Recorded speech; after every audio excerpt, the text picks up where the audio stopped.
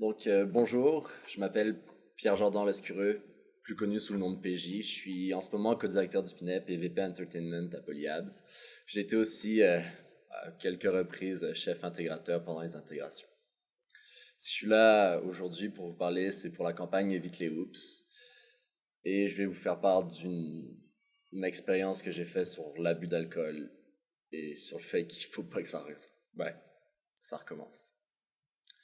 On aime tous prendre un verre entre amis ou plusieurs verres, mais comme tant que c'est agréable.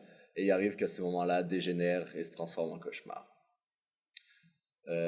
Mon histoire, ça commence un party, jeu d'alcool, base beer, beer pong et autres jeux. Comme il y en a quand même beaucoup qu'on peut faire. Dans ces soirées-là, c'est facile de déraper, l'esprit de compétition, l'orgueil fait que tu vas jouer à tous les jeux possibles, tu vas vouloir gagner, donc tu vas recommencer, recommencer, recommencer. Et c'est là que tu peux perdre le contrôle parce que tu ne comptes plus tout ce que tu vois. Moi j'ai l'habitude des soirées comme ça, je la fais pour moi comme d'habitude. Donc la soirée se passe et là, arrive le temps, rentrer chez nous. Comme pour moi, normal. Je me souviens d'être rentré chez moi, d'avoir mangé, soirée normale. Le lendemain, réveil quand même assez tôt, 9h pour une grosse soirée comme ça, étonné. Je me sens super bien, aucun problème au niveau de mon estomac, ma tête va bien. Donc euh, Là, je me lève, je vois qu'il y a un poteau en métal dans ma chambre. Bon, je m'en fais pas plus que ça. Ok, soirée arrosée hier, j'ai ramené un souvenir. Je vais aux toilettes, je reviens dans ma chambre, puis là, mes draps étaient tachés de sang.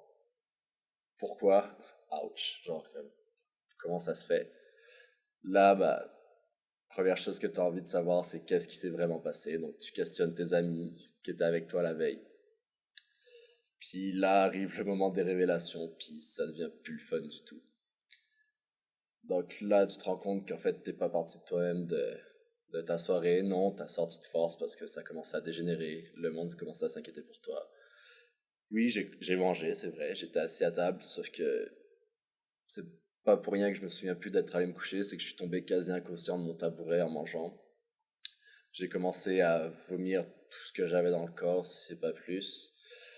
Mon petit frère, ma copine, mes amis sont inquiétés parce que ça m'est déjà arrivé d'être malade, sauf que là, j'étais rendu plus que ça, puis ils s'en rendaient vraiment compte.